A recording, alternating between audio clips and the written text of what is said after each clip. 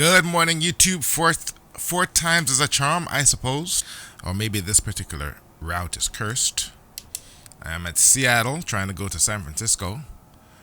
But every time I try to do this flight, something happens and I have to trash it and start over. This is going to be my first flight with the Leonardo Mad Dog, putting everything together. All those videos that I put out on the Learn the Mad Dog series. And I'm just trying to get this flight completed, and it's just one thing after another. It crapped out on me. Let's see what happened here. I really screwed up the first attempt in Steam. The second attempt in Steam, I got to my destination airport only to find the runway in the ground due to some issues with Orbix. So my third attempt was with FSX Boxed. And when I was coming in on my approach, the damn simulator locked up when I fired up FS Recorder, and this is my fourth attempt here in P3D. P3D is a relatively safe platform, so let's make sure that my recording is good, because if I do this and I don't record it, I'm going to scream. So what we need to do is make our way over to San Francisco. I'm using the checklist. I'm getting very good at following the checklist for powering up this aircraft since I've been doing it so often. What do we got here? We don't have any gates. I upgraded GSX, but I'm not going to bother using it. So we'll go ahead and get the aircraft started with the APU and see if we can get this flight done. Battery master on.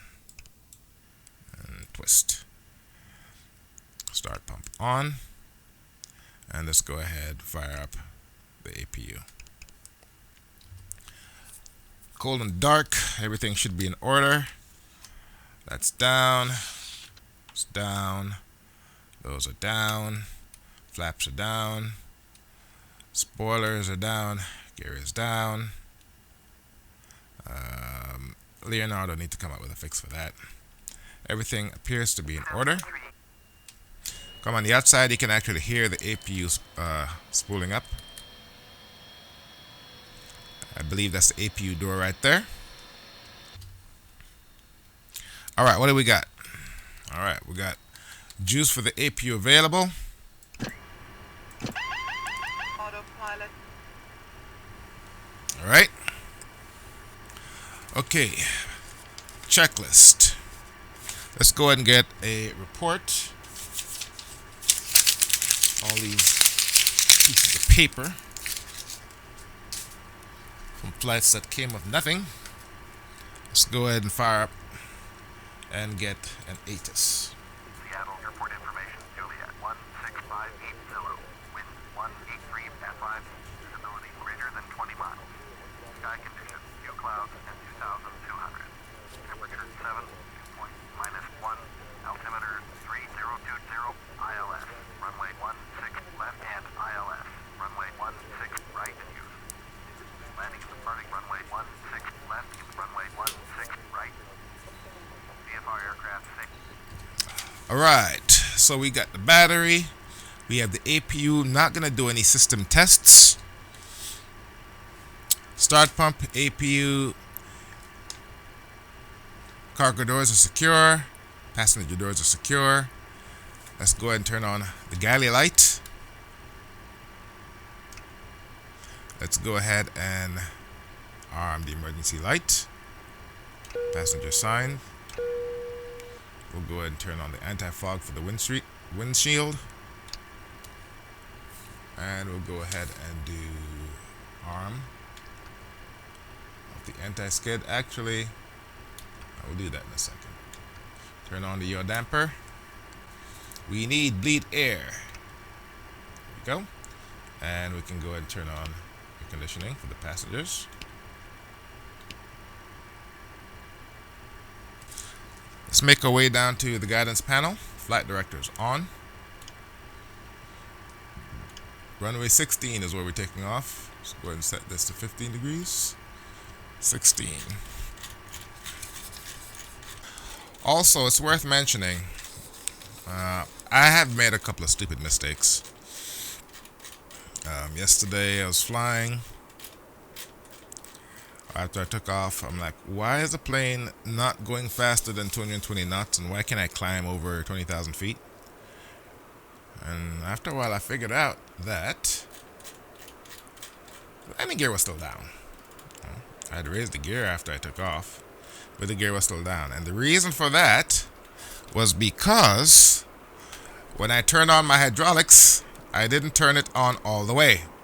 The hydraulic pressure needs to be on high. So let's go ahead and do that right now. These are the engine hydraulic pumps, by the way. They only come on once the engine is started. So yeah, that was a very interesting lessons learned. Let's go ahead and get our speeds. Shift 1. That brings up this interface. We have 135, 140, 147. I should know this by heart. So let's go ahead and make this an even 170. Which is my V2. I was at 20 knots. I know you're supposed to add 10, but I just add 20. It'll be 167, 170. And let's go ahead and set this to 0.62 on the Mach side.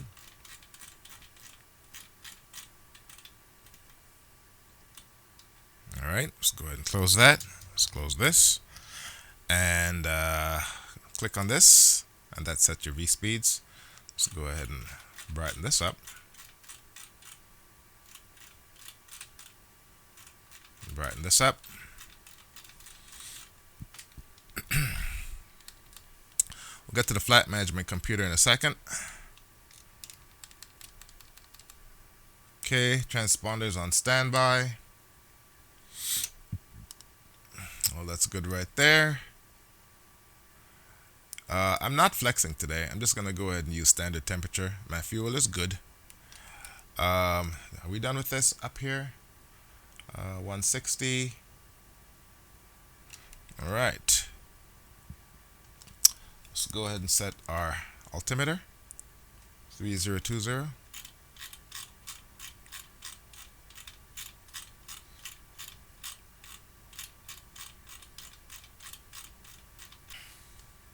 And I think it's time to do the flight management computer. I've noticed an issue with the flight management computer. I'm not sure if you guys are witnessing the same thing, but I go ahead and set up a route. I set up a route, and then I add a star, and it inserts a star after the arrival waypoint. All right. So you have the route, then you have the destination, which is San Francisco. Then you have all the waypoints for the star, and then when I go to delete the San Francisco airport in the middle, it won't let me do that. And I'm not sure what the problem is. Maybe it's just doing that for this route. I'm not sure if you guys have experienced this, but it is very annoying. So what I wind up doing is loading up the route, manually entering the waypoints for the star, and then activating it. All right, with the flight management computer set up, let's go ahead and go back through the checklist. I'm actually ready for engine start. Doors and hatches are secure. There's no gate to remove. Fuel levers are off. My radios are set. I don't have a GPU. Now I can go ahead and do the before start checklist. All right, so let's go ahead and turn on our probe. Let's go ahead and get fuel pumps on.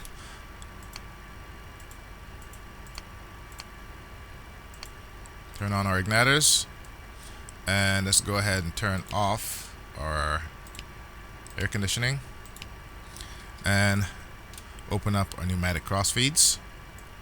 I'll go ahead and use GSX for the pushback.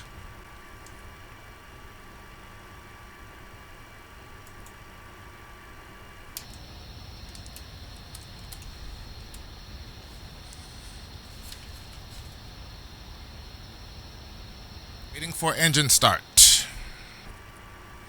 All right, let's go ahead and start engine number 2.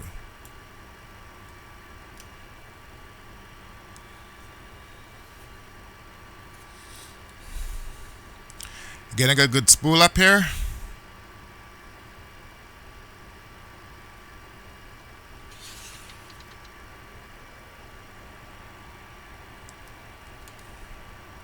Release parking brake. All right, now let's do engine number 1.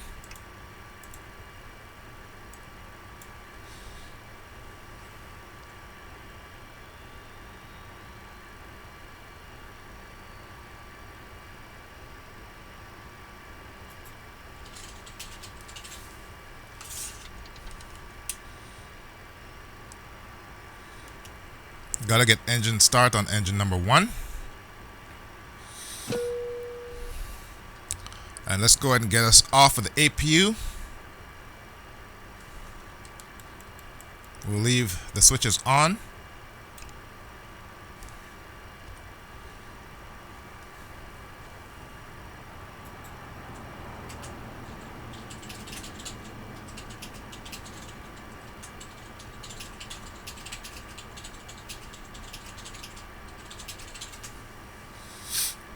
And we can go ahead and stop the pushback right here. Let's go ahead and call. And we want to go to the south. Channel ground 501 Mike Delta with Oscar. Request taxi for takeoff. Departure to the south. 501 Mike Delta. Taxi to the hold short of runway 16 left. Taxi lane Bravo. November. Takeoff Charlie. Contact tower on 119.9er Bay. Taxi to and hold short runway 16 left. Taxi lane Bravo. November. Takeoff Charlie. 501 Mike Delta. Alright, pushback is complete. Any gambler on where my progressive taxi is? Just as I thought, behind me, which is fine. Let's go ahead and do some after start items. Let's go ahead and close this. Let's go ahead and set flaps 15 and our long trim needs to come down to about 7.5. It's about right there. Shift. There we go. Hold position 109er7. 109er7. Continue taxi. Set the spoiler. Roger. Arm the spoiler. 109er7. Let's go ahead and turn on taxi lights. Hydraulics is on. My ignition switches need to be off. Logo lights, nighttime only. Don't need to start squawking, and I don't need to turn on my radar. Don't need fuel heat. I do need pitot. And I need my anti-skid. 109er7. Hold position. Caution of the traffic. And that's it. Let's go ahead and start my taxi. And all we're going to do is make a U-turn. This is one of the few add-on aircraft where it will start rolling with you just with the engines running. So you got to be careful. Alright, let's go ahead and make a UE. And while I'm doing that, I can test my surfaces. They're all good. I've included links in my Learn the Mad Dog videos to PDFs, real production PDFs used by Continental and Delta with regards to the operation and handling and whatnot, instructions for this aircraft. Primarily because the documentation that Leonardo includes with the plane doesn't leave you the impression or doesn't give you the feeling that this is a study sim. With all my failed attempts at flying this bird, I have learned that this is actually some serious stuff. In flying this plane the past couple of times, I've learned a few lessons. Lesson number 1, apart from always using checklists, hand fly the bird to 10,000 feet. What I've been doing in the past was, trying to be like the real flyboys. Right after takeoff, just go ahead and fire up the autopilot after you're passing through, say, 5,000 feet. Or, runway heading, just go ahead and turn on the autopilot at that point. I have learned that it is best to hand fly the plane until you're at 10,000 feet and you have the aircraft lined up with the magenta line in the flight in the map. And once you have everything settled, you've gone through your after start checklist, after takeoff checklist.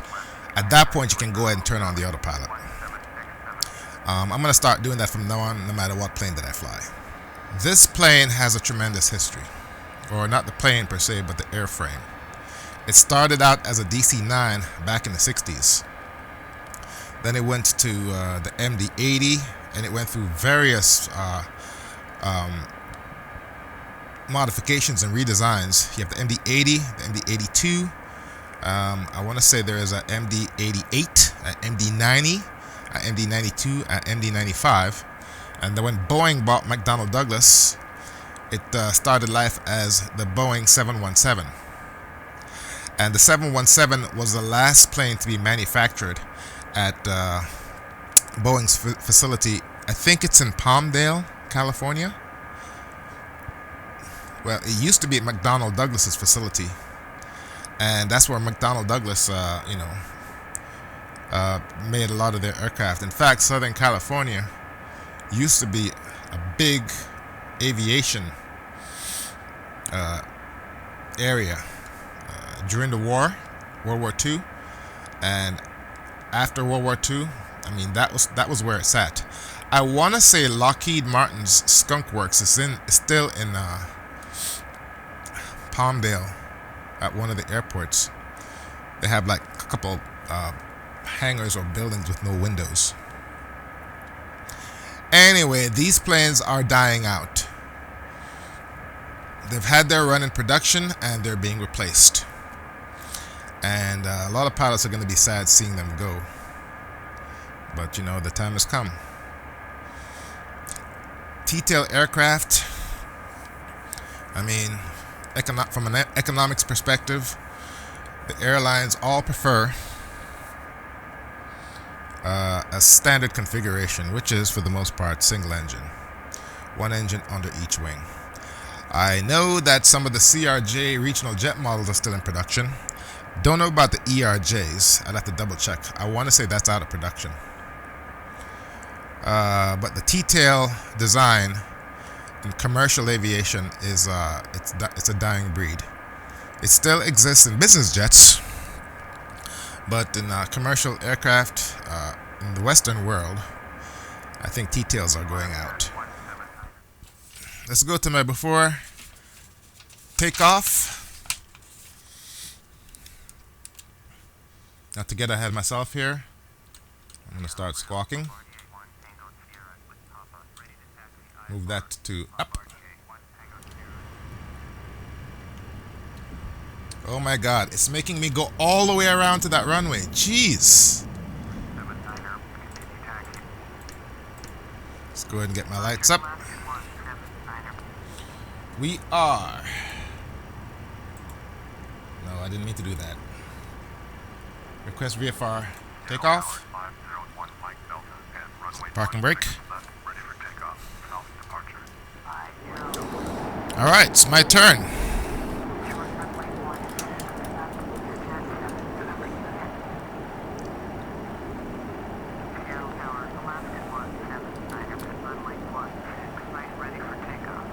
One thing I don't like about P3D, once things start getting busy, frame rate drops in the crapper.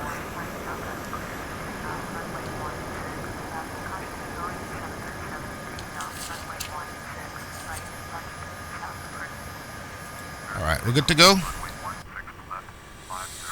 Alright. Let's go ahead and set our brakes. And let's go ahead and set takeoff power.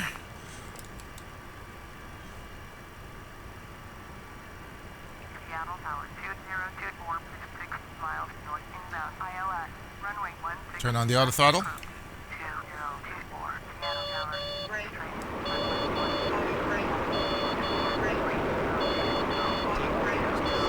Okay, takeoff thrust is set. Let's get out of here. Auto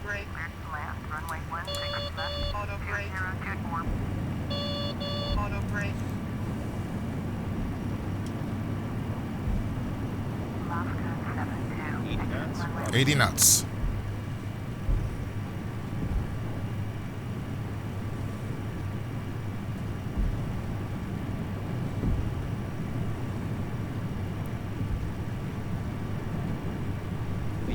V1.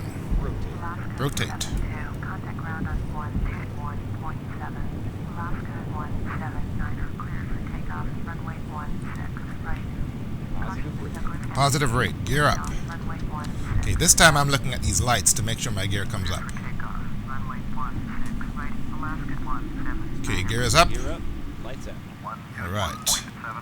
We're still in clamp. Past 400 feet. Thank you very much. Okay, I gotta watch my nose angle. Gotta make sure the plane doesn't slow down too much where I stall. Push it down. Let's go ahead and get on course. Let's turn this up about 200.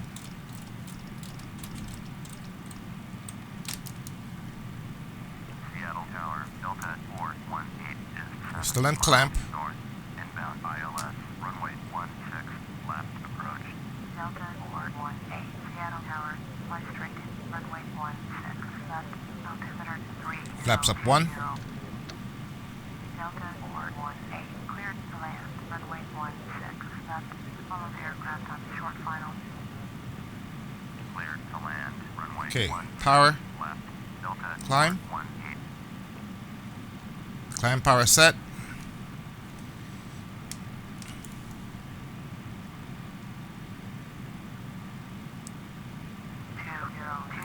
Exit runway when able. Okay, getting us on course.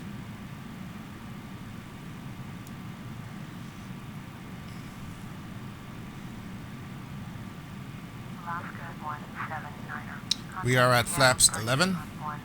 I can tell my flap setting by looking at this. 120.1 for Alaska 179er. Seattle Tower, Delta 1172 is 12 miles north. Inbound ILS. Take care of that in a runway moment. 16, Active sky. left approach. Crossing through 5800.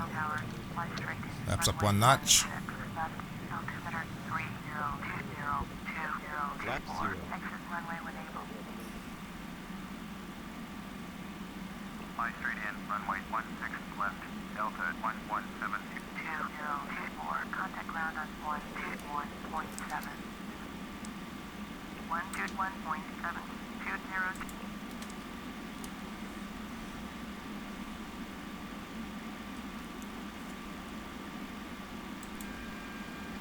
All right.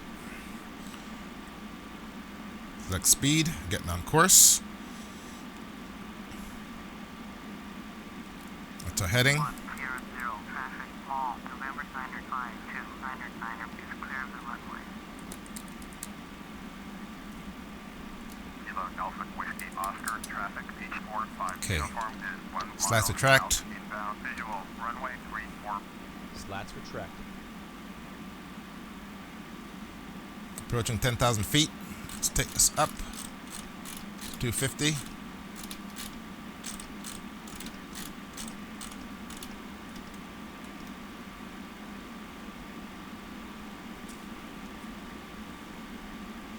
Okay, that's one of the problems with the MD-80 is your yoke blocks this. Okay, bring this back. Getting on course. Still flying manually here, folks. Still flying manually. Kilo Alpha Whiskey Oscar traffic, H45 uniform. Passing clear of the 10,000 runway. feet. Landing lights up.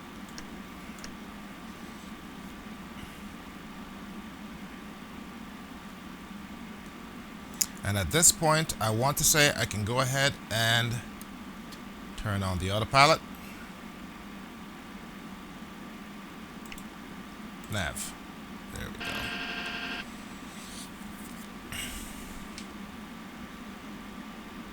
All right. That's it, folks. We had a good startup, a good taxi, a good takeoff. The only problems I had was with the flight management computer. And we're in a nice takeoff here. And that's it. 4th time's a charm. Really pleased with my performance this time around. We will pick this up when we hit our top of descent. And we'll do the descent, approach, and land. That's going to be in the next video. I'm making all this in one shot. I'm just going to go ahead and engage warp and then cut another track once I'm getting ready to come on down.